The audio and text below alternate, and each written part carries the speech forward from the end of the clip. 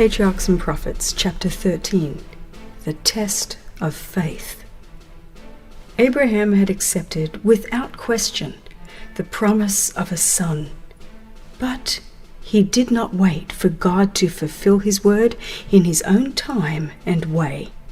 A delay was permitted to test his faith in the power of God, but he failed to endure the trial.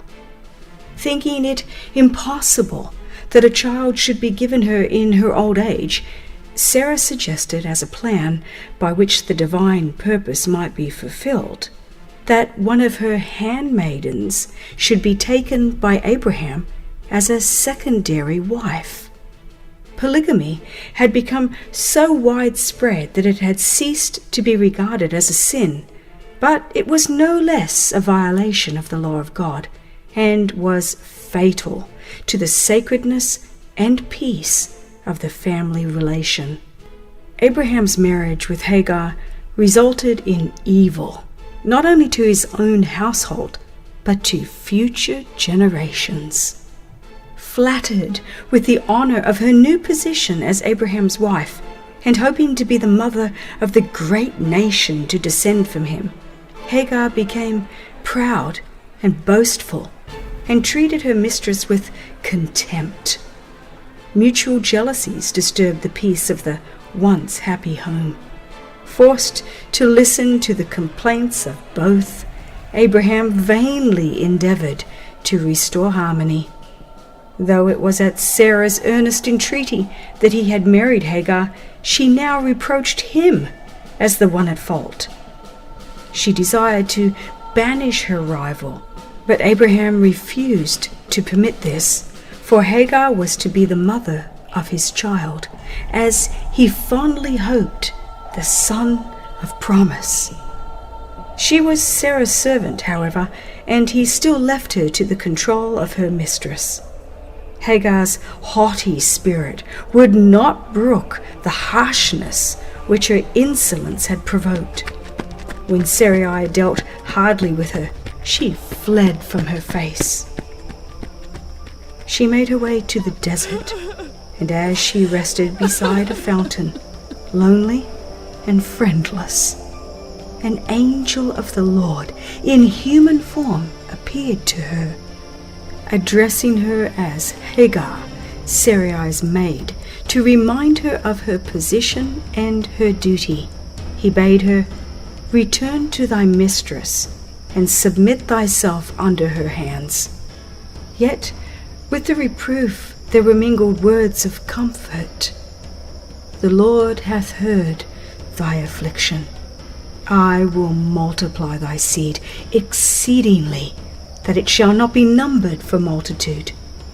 And as a perpetual reminder of his mercy, she was bidden to call her child Ishmael, God shall hear.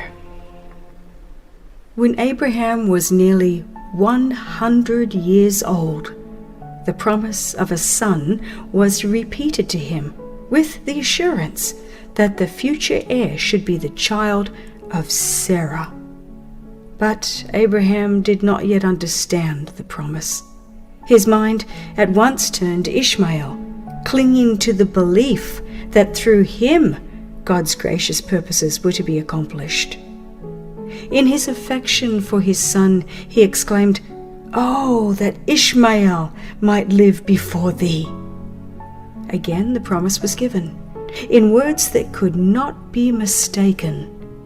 "Sarah, thy wife, shall bear thee a son indeed, and thou shalt call his name Isaac, and I will establish my covenant with him." Yet God was not unmindful of the father's prayer. As for Ishmael, he said, "I have heard thee.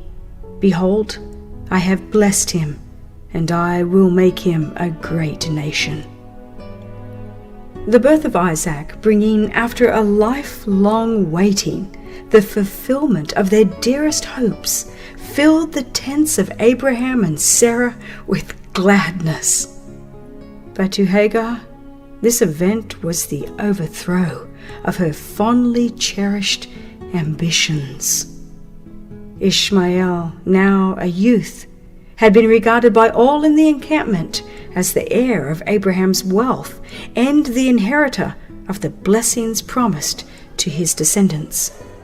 Now he was suddenly set aside, and in their disappointment, mother and son hated the child of Sarah.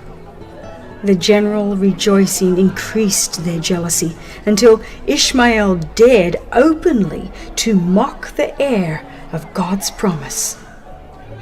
Sarah saw in Ishmael's turbulent disposition a perpetual source of discord, and she appealed to Abraham, urging that Hagar and Ishmael be sent away from the encampment.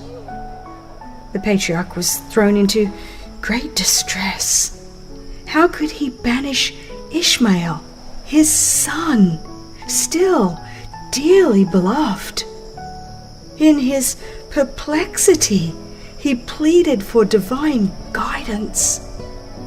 The Lord, through a holy angel, directed him to grant Sarah's desire.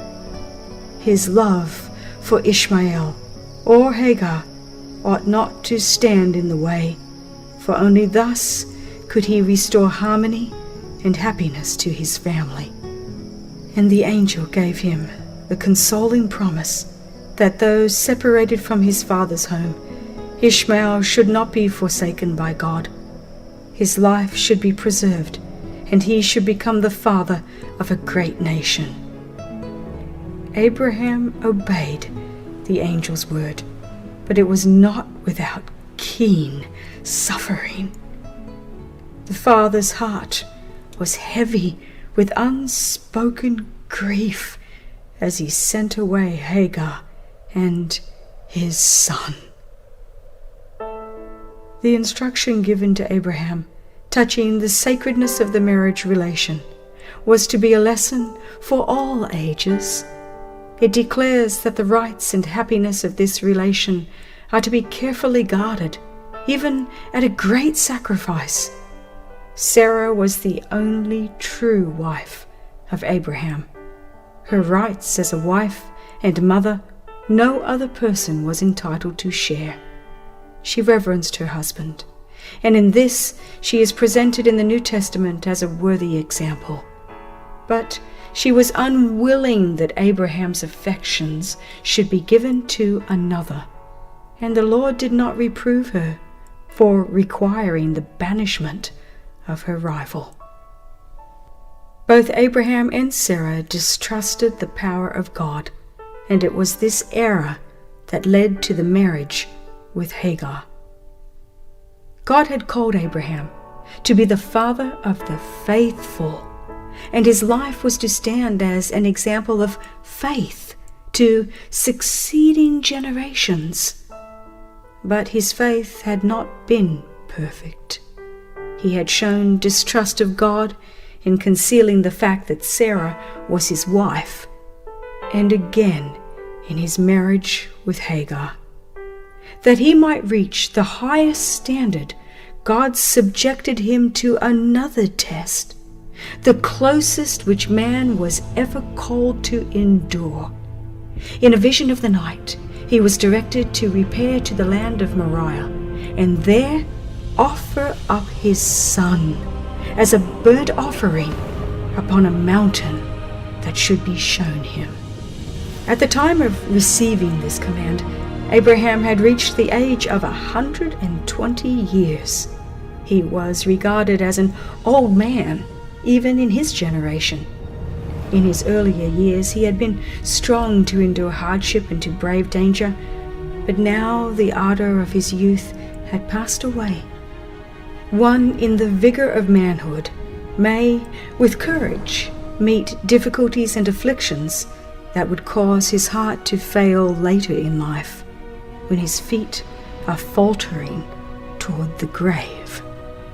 But God had reserved his last, most trying test for Abraham until the burden of years was heavy upon him, and he longed for rest from anxiety and toil.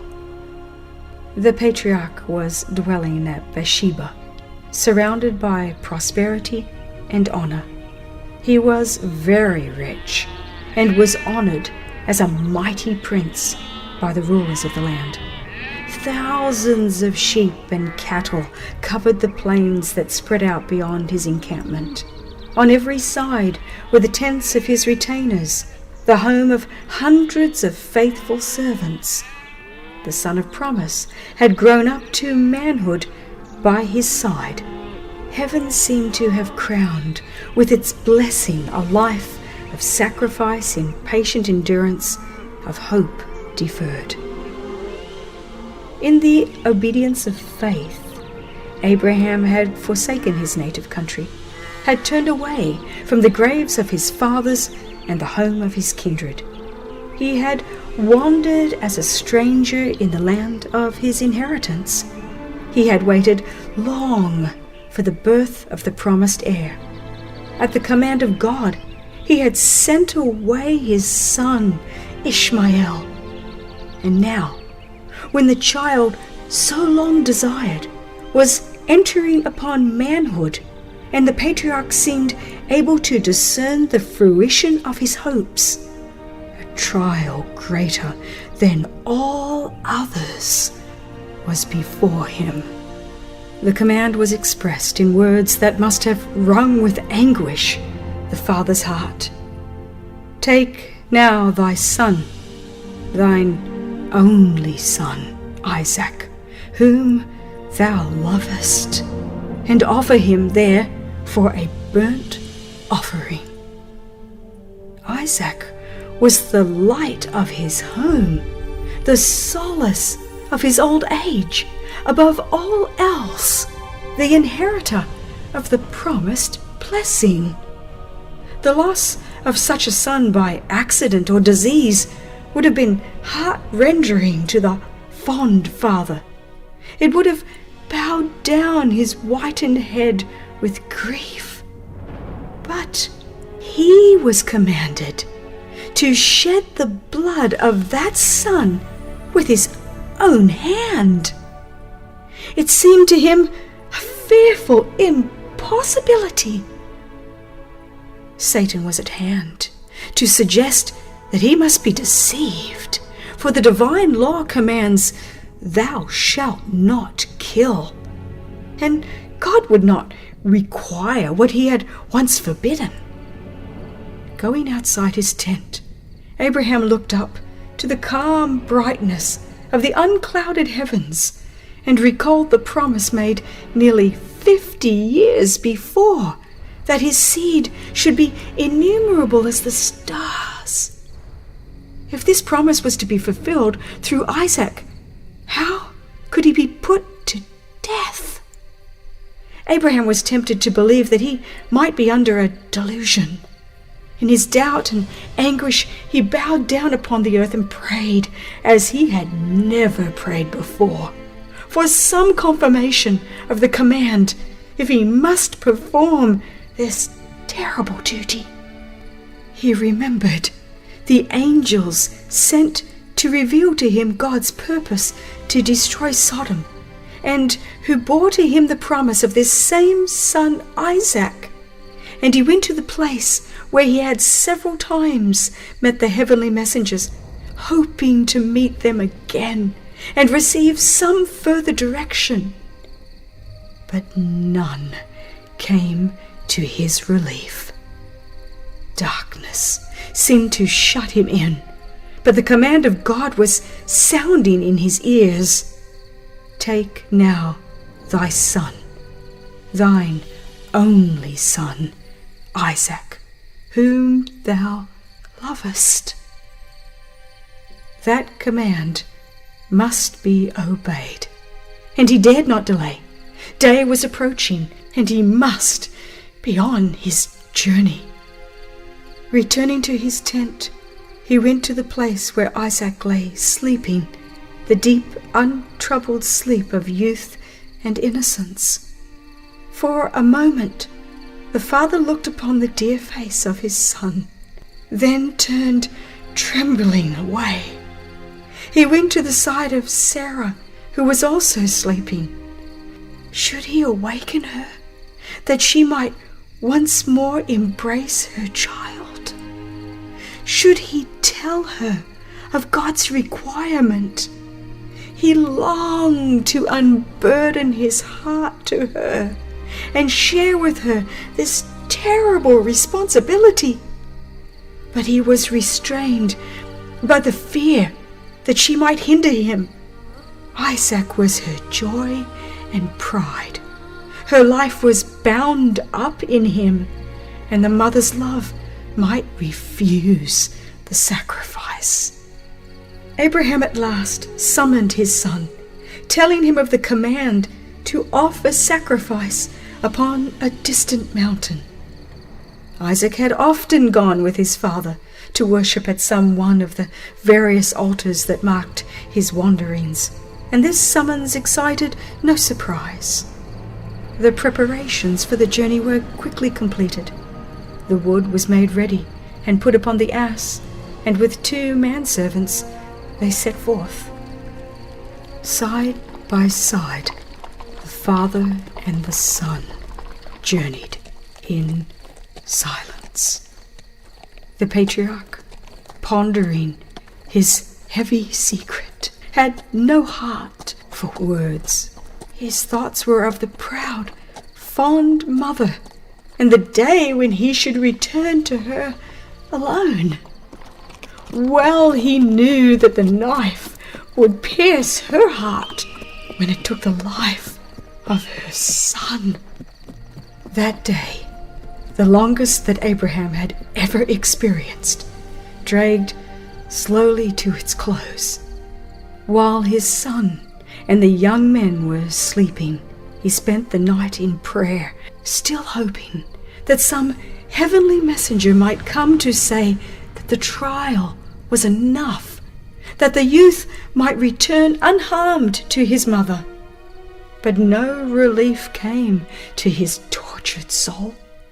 Another long day, another night of humiliation and prayer, while ever the command that was to leave him childless was ringing in his ears. Satan was near to whisper doubts and unbelief, but Abraham resisted his suggestions. As they were about to begin the journey of the 3rd day, the patriarch, looking northward, saw the promised sign, a cloud of glory hovering over Mount Moriah, and he knew that the voice which had spoken to him was from heaven. Even now, he did not murmur against God, but strengthened his soul by dwelling upon the evidences of the Lord's goodness and faithfulness. This son had been unexpectedly given, and had not he who bestowed the priceless gift a right to recall his own? Then faith repeated the promise. In Isaac shall thy seed be called, a seed numberless as the grains of sand upon the shore. Isaac was the child of a miracle, and could not the power that gave him life restore it? Looking beyond that which was seen, Abraham grasped the divine word, accounting that God was able to raise him up even from the dead. Yet none but God could understand how great was the father's sacrifice in yielding up his son to death. Abraham desired that none but God should witness the parting scene. He bade his servants remain behind, saying, I and the lad will go yonder and worship and come again to you. The wood was laid upon Isaac, the one to be offered. The father took the knife and the fire, and together they ascended toward the mountain summit, the young man silently wondering whence, so far from folds and flocks, the offering was to come. At last he spoke. "My father, behold, the fire and the wood, but where is the lamb for a burnt offering?" Oh, what a test was this! How the endearing words, "my father," pierced Abraham's heart. Not yet. He could not tell him now. "My son," he said, "God will provide a lamb for a burnt offering." At the appointed place, they built the altar and laid the wood upon it. Then, with trembling voice, Abraham unfolded to his son the divine message. It was with terror and amazement that Isaac learned his fate. But he offered no resistance. He could have escaped his doom had he chosen to do so. The grief-stricken old man, exhausted with the struggle of those 3 terrible days, could not have opposed the will of the vigorous youth. But Isaac had been trained from childhood to ready, trusting obedience. And as the purpose of God was opened before him, he yielded a willing submission. He was a sharer in Abraham's faith, and he felt that he was honored in being called to give his life as an offering to God. He tenderly seeks to lighten the father's grief and encourages his nerveless hands to bind the cords that confine him to the altar.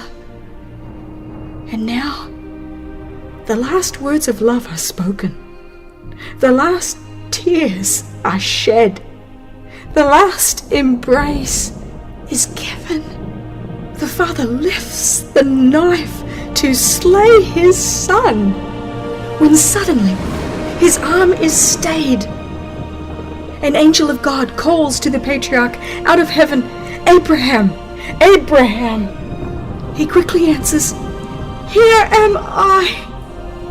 And again the voice is heard, "Lay not thine hand upon the lad, neither do thou anything unto him, for now I know that thou fearest God, seeing thou hast not withheld thy son, thine only son, from me."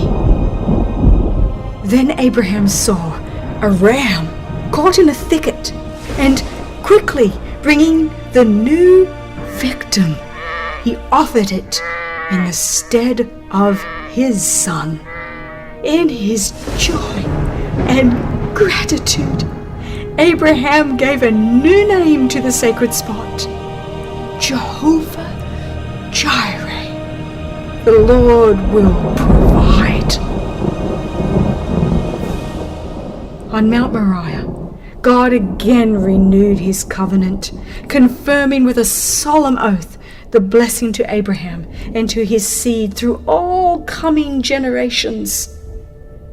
"By myself have I sworn," said Jehovah, "for because thou hast done this thing, and hast not withheld thy son, thine only son, that in blessing I will bless thee, and in multiplying I will multiply thy seed as the stars of the heaven, and as the sand which is upon the seashore.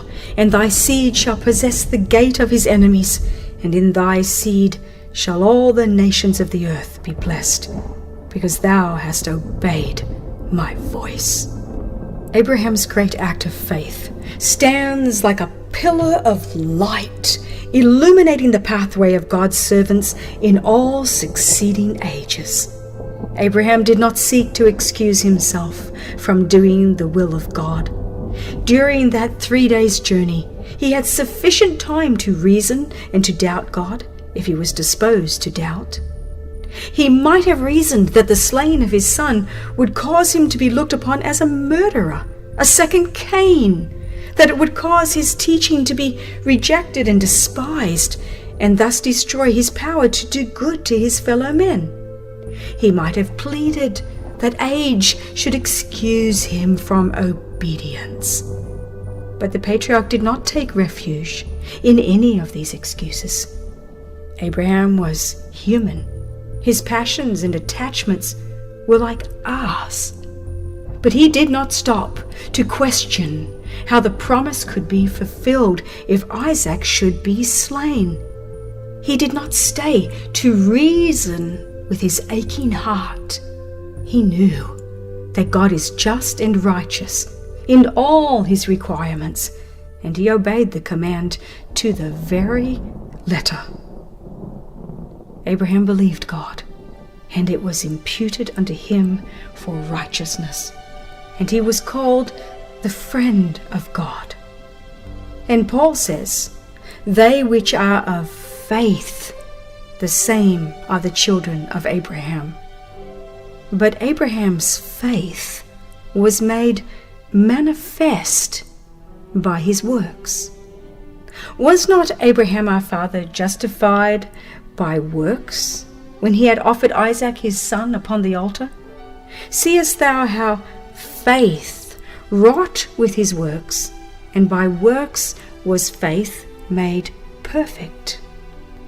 There are many who fail to understand the relation of faith and works.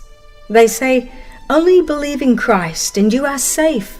You have nothing to do with keeping the law."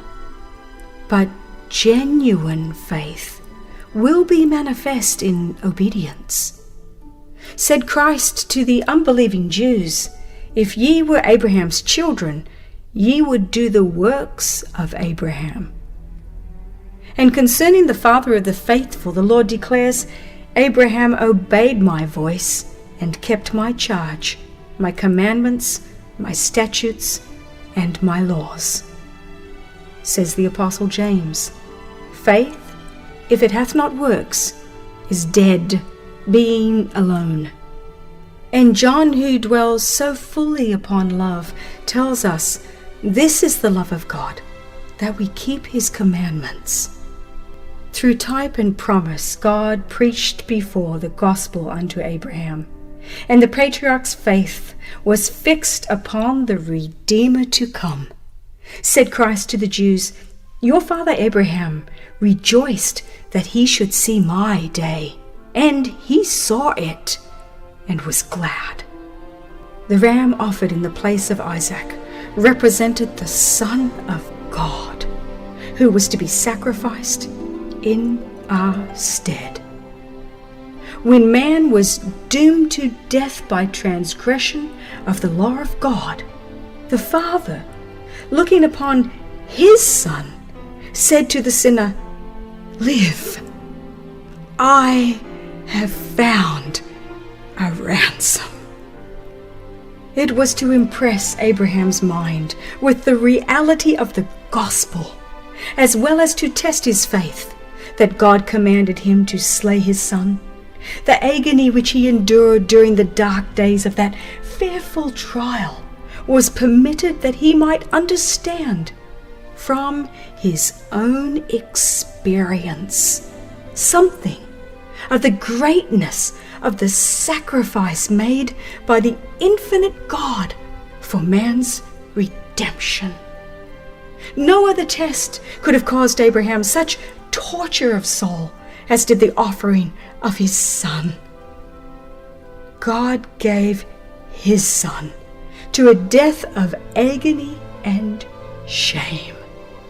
The angels who witnessed the humiliation and soul anguish of the Son of God were not permitted to interpose, as in the case of Isaac. There was no voice to cry, "It is enough." To save the fallen race, the King of Glory yielded up his life. What stronger proof can be given of the infinite compassion and love of God. He that spared not his own Son, but delivered him up for us all, how shall he not with him also freely give us all things? The sacrifice required of Abraham was not alone for his own good, not solely for the benefit of succeeding generations, but it was also for the instruction of the sinless intelligences of heaven and of other worlds. The field of the controversy between Christ and Satan, the field on which the plan of redemption is wrought out, is the lesson book of the universe. Because Abraham had shown a lack of faith in God's promises, Satan had accused him before the angels and before God of having failed to comply with the conditions of the covenant and as unworthy of its blessings. God desired to prove the loyalty of his servant before all heaven, to demonstrate that nothing less than perfect obedience can be accepted, and to open more fully before them the plan of salvation. Heavenly beings were witnesses of the scene, as the faith of Abraham and the submission of Isaac were tested. The trial was far more severe than that which had been brought upon Adam. Compliance with the prohibition laid upon our first parents involved no suffering, but the command to Abraham demanded the most agonizing sacrifice. All heaven beheld with wonder and admiration Abraham's unfaltering obedience. All heaven applauded his fidelity. Satan's accusations were shown to be false. God declared to his servant, "Now I know that thou fearest God, notwithstanding Satan's charges, seeing thou hast not withheld thy son, thine only son, from me." God's covenant, confirmed to Abraham by an oath before the intelligences of other worlds, testified that obedience will be rewarded. It had been difficult, even for the angels, to grasp the mystery of redemption, to comprehend that the commander of heaven, the Son of God, must die for guilty man. When the command was given to Abraham to offer up his son, the interest of all heavenly beings was enlisted. With intense earnestness, they watched each step in the fulfillment of this command. When to Isaac's question, "Where is the lamb for a burnt offering?" Abraham made answer, "God will provide himself a lamb." And when the father's hand was stayed, as he was about to slay his son, and the ram which God had provided was offered in the place of Isaac, then light was shed upon the mystery of redemption, and even the angels understood more clearly the wonderful provision that God had made for man's salvation.